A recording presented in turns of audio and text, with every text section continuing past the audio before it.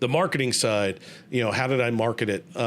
Again, completely different. There's going to be certain businesses that need a lot of customer touch point marketing if you're doing consumer business, right? If you're doing B2B, a little bit different. My company's more of a B2B type situation. So from a marketing perspective, what I like to do was I went to conferences that I knew people that I was going to deal with that could be prospective clients, prospective customers. I would go to conferences, even if it was just traveling to the conference and not paying to get in, but just being there and having conversations. I used LinkedIn heavily to really take a look at, who was going, because a lot of people post, hey, I'm headed, out to, for me, when this video airs, it's probably post Money 2020 this year. But in my industry, Money 2020 is a big one, large amount of people that attend. And a lot of people posted online, hey, reach out. If you're going to be there, I'm going to be there. And that's what I did. I also engaged with the conferences directly, was able to speak at a few, which was very beneficial. I think in the beginning, I spoke at Money 2020, FICO World, and a couple other ones that first year. And that was fantastic. One, it got me more comfortable speaking in larger groups where it's not a setting of, and I was always pretty good at speaking in larger groups, but it was more of, the business side or corporation, people that I knew. This was getting in front of people. Half of them, I had no idea who they were. Fielding questions off the fly, it got me very comfortable there, and really helped that initial, strain of finding new clients, getting comfortable with getting my name out there, getting the business out there. So I heavily engage in that from my perspective. But on a consumer perspective, it is really, if you're your product is going to the consumer face, you need to get it out there. Whether that is social media today. When I started, social media wasn't as prevalent in the 2013, 2014 range. But today, social media is a huge benefit there. Get your name out there somehow. Make it fun, make it enticing, make it inviting. Get out there in whatever media outlet that you specialize in. Is it digital? Is it paper, magazines, things like that? Is it videos? Is it doing something with billboards? Does it make sense to do that? Figure out what the right marketing ploy is. And I don't want to call it a ploy, that's probably the wrong word, but marketing approach. Understand what your end user, your end consumer really responds to. And it's, a lot of testing and a lot of understanding and a lot of failure. I think I talked about it in the first episode. I've had a lot of failure starting this up, and I'll say it again, and not because I'm being beaten in the background by my wife to say it, but it's true. If my wife wasn't there to kind of support us and make sure it was stable, I wouldn't have been as probably aggressive to try and be willing to fail as much as I could to learn from those experiences. Same thing with the marketing side. Learn what works, learn what doesn't work. Try different things. Don't be afraid to try something that's out of your comfort zone. The more you do stuff out of your comfort zone, the more it becomes less scary and you can get more comfortable with it. So that's one thing I would say, definitely look to do something of that nature of stepping outside of your comfort zone. Make sure you understand what other big players in your industry were doing and look at what they did in the beginning and what they learned from, whether it's advertising in certain venues and, certain messaging, what resonates with your clientele. That's a big thing. You need to put yourself in their shoes, not what you think works good, but what they think works good. And you being able to be in their shoes is a big one. And I'll say that to any young entrepreneur. If you have not been in the side of the business that you're targeting, you haven't worked in that industry, you just have a great product idea, you really need to figure out how to understand what makes the end consumer looking to consume your product. What works well, looking at it from the inside of a company, do some internships, get out there, get yourself visible, get the learning in, don't be afraid to fail, make sure you're doing and testing everything, and get out of your comfort zone. That's the big thing. Get out of your comfort zone. Don't be afraid to get out there and do things.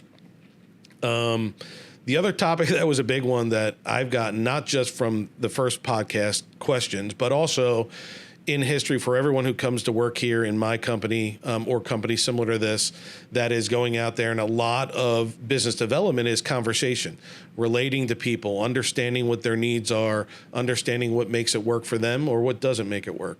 And conversation topics can get very delicate. Unfortunately, in this day and age, especially over the last, I'd call it 8 to 10 years, politics plays a big, big role in things. Should you bring up to politics? Should you stay away from politics? Should you be afraid of it? Should you embrace it? When do you utilize it? When do you not utilize it? from my perspective is there's no right answer. I personally try to avoid it whenever I can. If I know somebody's, leaning one direction or the other, to me, it doesn't really matter. I have clients on both sides of the fence. I have great relationships and friends on both sides of the fence. They're entitled to their opinion just like I'm entitled to mine, and it shouldn't matter, right? When politics does affect the business, that's where it starts to come into play. So for me, as I'm dealing with a lot of my clients to this day, what I try to do is really center on the facts, not the feelings. What I try to do is saying, yes, there's a lot of, heavy, political strife out there today on certain topics. I try to remove that and just talk about the impacts of, look at both sides of the fence as an example. Let's say, you have a conversation topic that's very heated and you have multiple people in the room from the same client that have different opinions. Don't put yourself in the middle of it. Try to bring out just the impacts depending on which way they go. If you go this direction, here's the upside, here's the downside. If you go the other direction, same thing. Here's the upside, here's the downside. Often there's no one right answer, but there needs to be consensus. And you as an entrepreneur and as a person working with a client, you need to make sure that you're not putting yourself in the middle of an argument of two different sides of the fence. You need to make sure that you're kind of Switzerland. You're right there in the middle. You're trying to make sure you're giving insight and facts and not strictly opinions unless they ask you specifically for your opinion.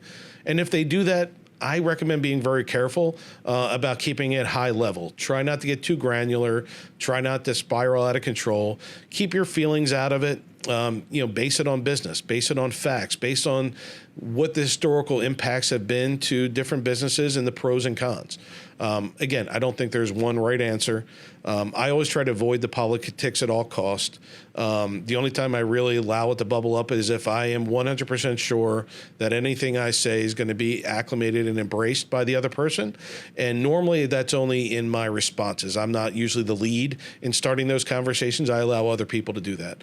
And it allows you to kind of see what their mindset is as well ahead of time. You don't just jump in, assume, hey, this person has mentioned X, Y, and Z or, ABC here, so they must have this feeling. I feel comfortable to just jump in. No, don't do that because it's not smart, right? It is, making sure that you're, staying down the middle, and that's your job.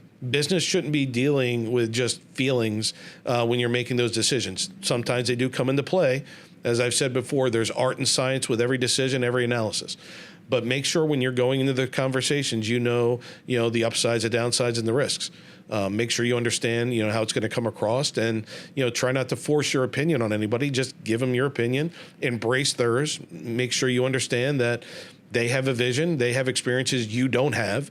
You have experiences they may not have. And both of your experiences combined, the benefit is work together to figure out the combination of both, what the right outcome is. And it might be, option C that neither one of you thought about till you started having a level-headed, fact-based conversation that it's not based on how it makes you feel, but how the impact to your customers, your client customers, and everyone else makes sense to you and the business. So that's what I would say. General conversation topics to stick to. As I said before, sports is a big one that everybody kind of enjoys, that always comes up. And when it comes up, sometimes it's side rails. But that's a good thing sometimes. Building relationships with your clients doesn't just mean sticking 100% to business 100% of the times. They need to understand that you're just as interested in them and understanding what makes them, excited to go to work the next day. So you can understand how you can help them, make their business better. If you just go in and just give them X, Y, and Z, be very robotic about it, you're not really being a partner. You're just a resource. The goal of you as an entrepreneur is figure out how to be a partner with your clients, whether that's a consumer, another business, or anything in between. You need to make sure that you're being viewed as someone who you can partner with, work together, brainstorm together, figure things out, as opposed to somebody to say, hey, let's just check with these guys to say what's going on. Hey, Steve, what do you think about this? Thanks, bye. You want them to engage you in conversations, help with not just the problem identification, but also the solution and also the development of everything in between. So be careful what you're going to do. Be careful about the topics you bring up. Don't shy away from it, but make sure you understand how you're delivering it and what's going to be effective for you. So that's kind of my thoughts. I have a lot more questions on the entrepreneurship side that I got, through either personally through email, through LinkedIn, or through any of the social media stuff that we've posted. So we'll get into a lot more as we go along. I have some guests lined up probably, down the road in the next episodes, probably not right away, but down, probably in 2026.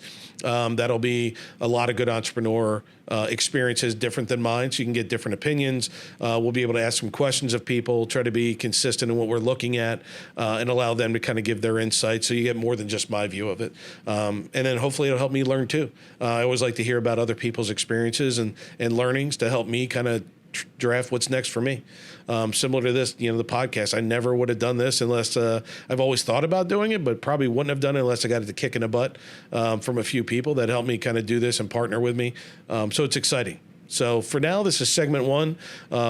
Get ready to do the next couple of segments. And again, the feedback's great. Keep giving us feedback on all the different platforms, but, like, comment, subscribe, and, off to the next topic.